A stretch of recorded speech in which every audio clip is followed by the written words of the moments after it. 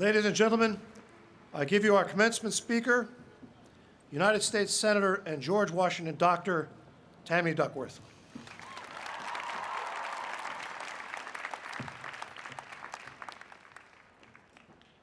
Thank you. Thank you all so much, and congratulations to the class of 2017. And of course, congratulations to all the parents, sisters, brothers, family members, loved ones, children who made this day possible. The last time I was at one of these, I was down there as a student, and it looks a lot different from up here. To the faculty, staff, students, and entire GW community, thank you for this honorary degree and for inviting me to speak to you today. It's such an unexpected honor, and I hope I'm able to live up to the standards set by the previous speakers. You know, no one special like Hillary Clinton or Michelle Obama or my colleague Cory Booker. Can't be that tough, right? And to President Knapp, thank you for your service to GW over the last decade. Now, I want you to pay close attention here, Mr. President, not only because I have a lot to say about all the work that you've done to make this university a better place, but also because I've been asked by some students to distract you for a few minutes as they try to kidnap Ruffles, who I hear is quite the celebrity. In fact, go get her. We're gonna keep her. Mr. President, you get this one.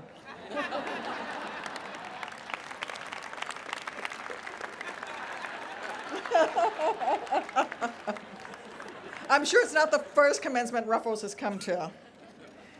Seriously though, you know, we are here at a crucial time in our nation's history.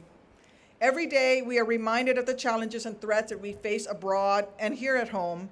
Our infrastructure is crumbling, student debt is skyrocketing. In fact, there is more student debt held in this country than there is credit card debt, over $1.3 trillion. And we still have troops in harm's way all around the globe. Many of you might feel like we're engaged in a battle for the heart and soul of our nation.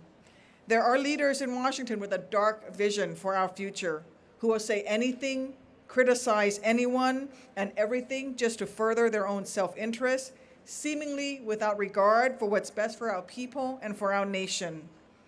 The thoughtful, principled leaders once common in Congress and the White House, the kind of leaders who fought over policies during the day, compromised, and then shared a drink together at Friends in the evenings, those kinds of leaders are today too often drowned out by the loudest voice in the room, whether or not that voice has a plan or even cares to string together a coherent sentence while they're spewing hate.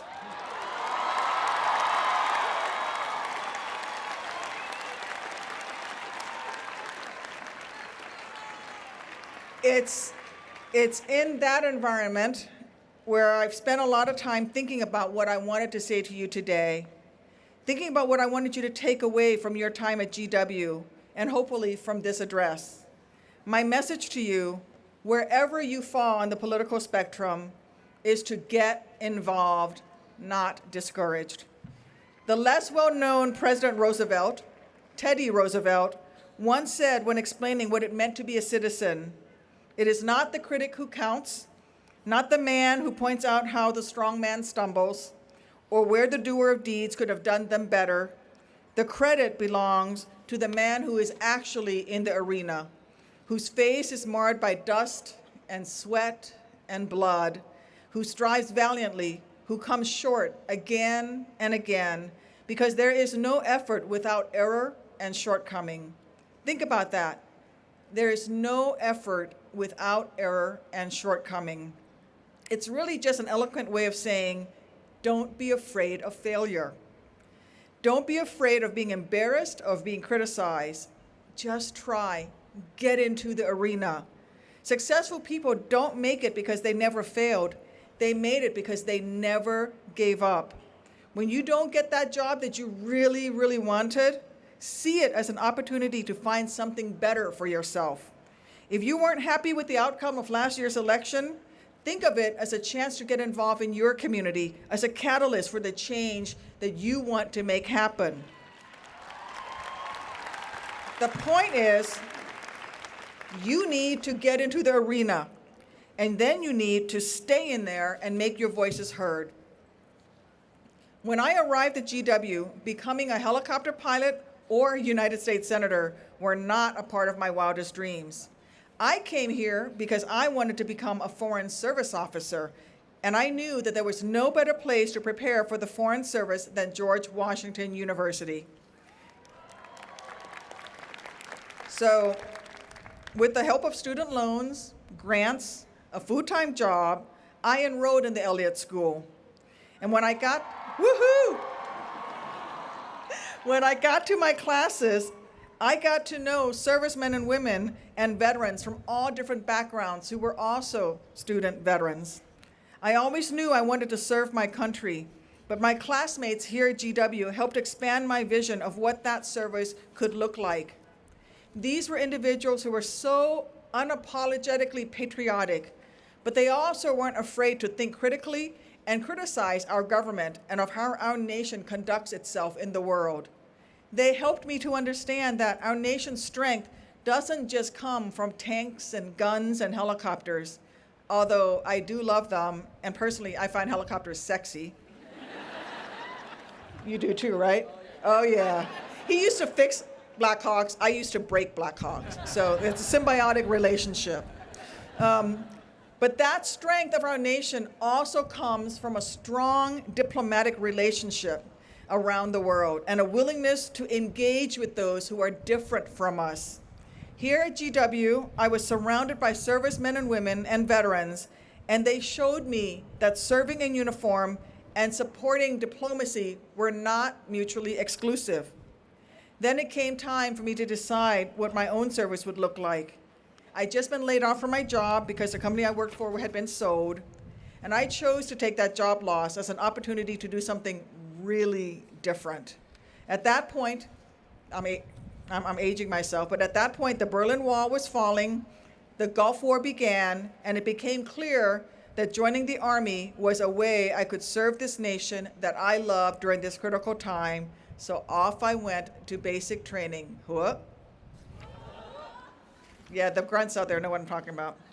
I wasn't sure where it would take me, but I knew I had a duty to serve my nation. I wanted to think I had everything figured out, but there's no way that I could have known how things would play out.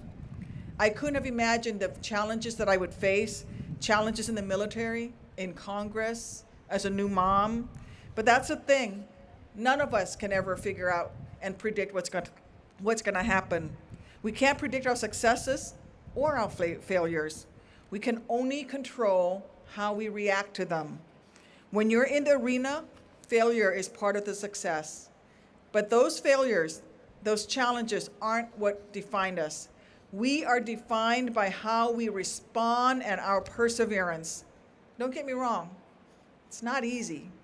It's not easy to face rejection, to face failure, to feel defeated by forces beyond your control. And I've had plenty of moments when I thought of giving up, moments when I knew I had been defeated. November 12th, 2004 is my alive day. It was the day that I almost died, but didn't. It was a good day for me. I was flying high that day over Iraq in my Black Hawk with the best crew out there. Then, without warning, an RPG tore through the cockpit of my aircraft. It was a lucky shot for the bad guys. One of my legs was instantly vaporized, the other amputated by the instrument panel. The explosion blew off the entire back of my right arm, and I was quite literally in pieces. My pilot in command managed to land our aircraft, and they started pulling out the wounded. They thought I was dead at first, but when they tried to give medical attention to one of my crew members, Chris, Sergeant Fierce, it's a great name for an NCO, right? Sergeant Fierce. Sergeant Fierce refused help and told them to help me instead. He saw that I was still bleeding and thought maybe, just maybe, her heart was still beating. And he did what every troop in combat is willing to do without thinking, even if they hope they never have to do it. He refused treatment for himself to save someone else. My buddies wouldn't give up on me. They refused to leave me behind.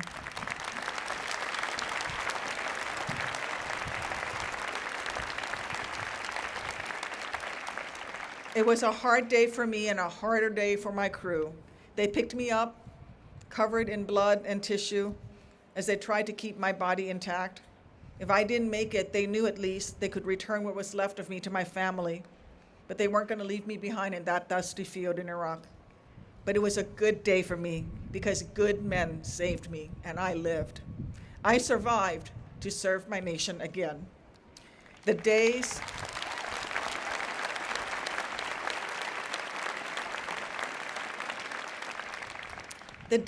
and weeks and months that followed were some of the hardest I've ever endured.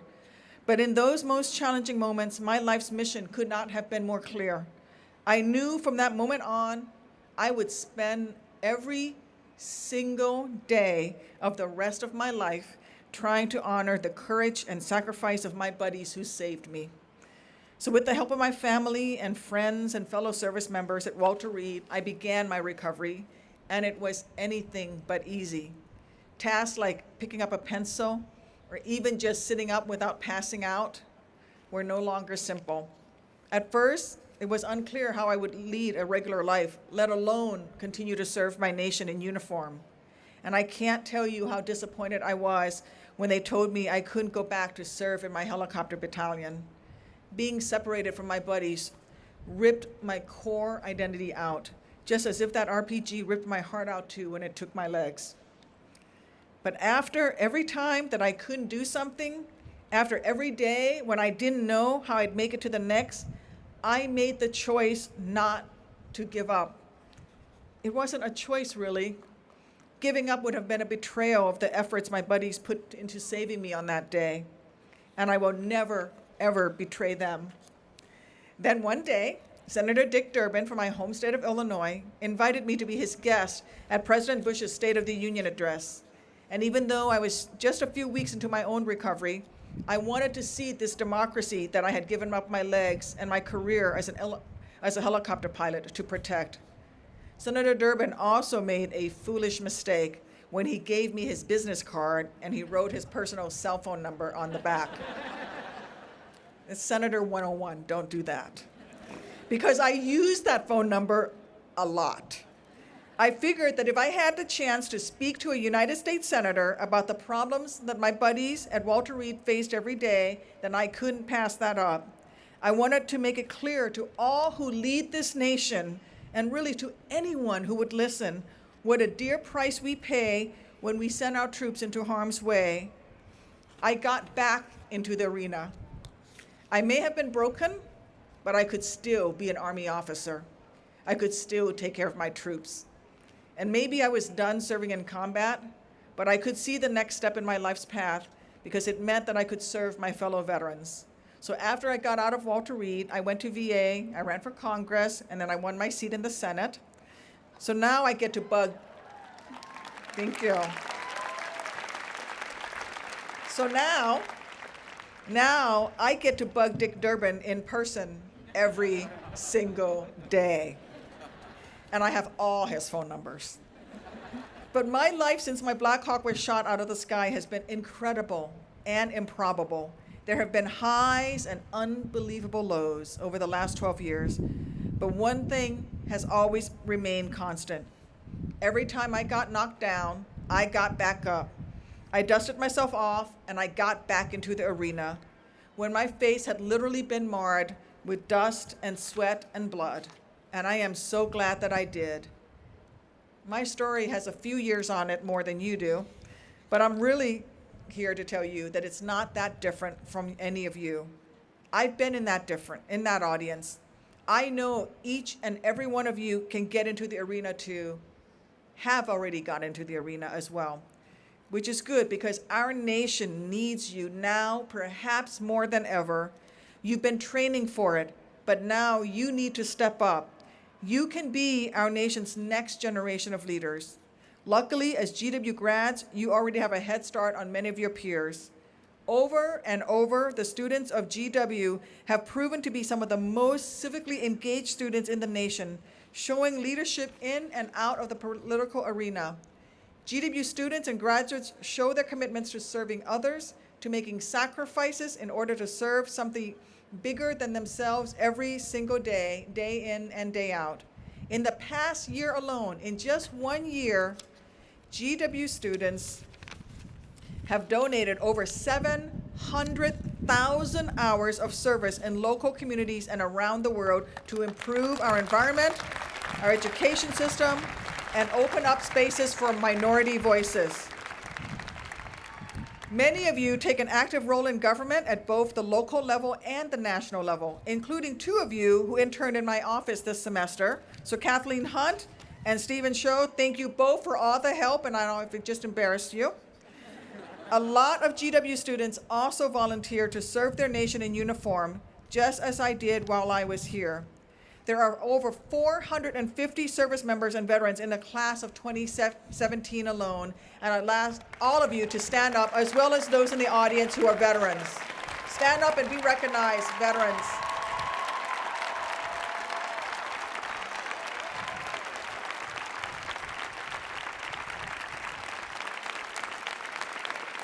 I thank each of you and your families for your service and sacrifice. Every single graduate here today has something to be proud of, but you also have a lot to be thankful for. As GW grads, you have been given the opportunities that millions of Americans will never know, and this degree will continue to open up new experiences you can't just imagine yet. Don't lose sight of the good fortune and luck that helped to get you here. Some of you may have been lucky enough to afford tuition here without any help, but even if you worked 3 jobs, took out student loans, and earned a scholarship just to get to class, there are people here out there who are not as lucky.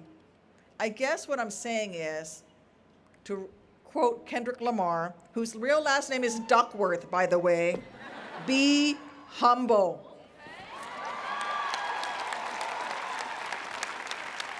Be humble. I can't quote the rest of the lyrics on this stage. There are cameras. Anyway, the rest of y'all will look it up and know what I'm talking about. It's a good single, man. Because in all seriousness, as GW graduates, you will have access to resources and opportunities that people who are simply less lucky than you won't have. But if you don't lose sight of who they are who are less fortunate, you can go out and make a difference. I hope that you continue the work that you've already started as public servants, activists, entrepreneurs, scientists, and journalists. Keep making the changes and be those change makers well into the future. It's your turn now, but you actually have to do it yourself. Earning your diploma was not easy. I know you struggled mightily during your time here, but you made it. And I want you to remember this moment, the tenacity, the diligence, the work ethic, the dedication that it took you to get here. You have that within you. Those qualities and the critical thinking skills that you earn here and that you learn here at this school will take you far. But there will be hard times, and your journey will not be without its challenges. The struggles you will face in life from here on out may be harder than any faced on campus, but you will only get better at reacting to them. You will only get better at reacting and overcoming whatever is in your path. Remember that President Roosevelt's words says that there is no effort without error and shortcoming. There will be moments when you are discouraged. There will be times when you don't get the job, even though you thought you were the best candidate, and moments when paying off that student loan debt feels impossible. Trust me, I get it.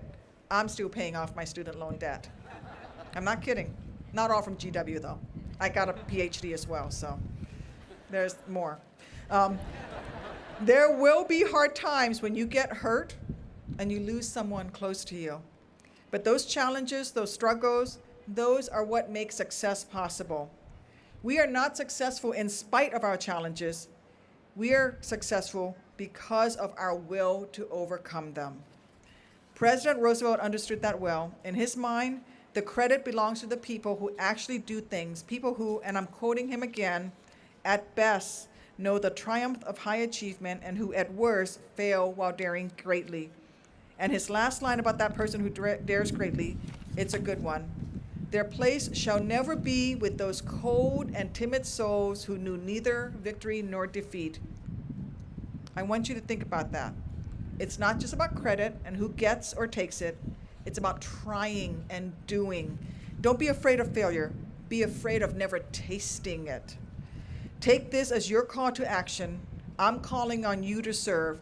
We need your contributions. So get loud, get active in whatever field you want to get involved in. Make a difference in the lives of your neighbors, in your city, in your state, in your country, just like so many other GW graduates have done, including those who've gone into space, who've won Olympic medals and held public office. They all took risks. They all got knocked down and maybe failed at first, second or 10th time that they tried, but every single one of them made the choice not to give up. Now, I'm not saying all you need to become an astronaut is to run for office. I'm just saying put yourself out there. Don't be a timid soul that knows neither victory nor defeat. You should never forget your time spent here or what you accomplish here, but don't lose sight of what lies ahead, what you can still do, what you must accomplish to move our nation forward. So with that, I cannot tell you how much of an honor it is for me to welcome each of you as the newest members of the GW alumni community. Congratulations, class of 2017. It is time to get in the arena. God bless you all. God bless our troops. And God bless the United States of America.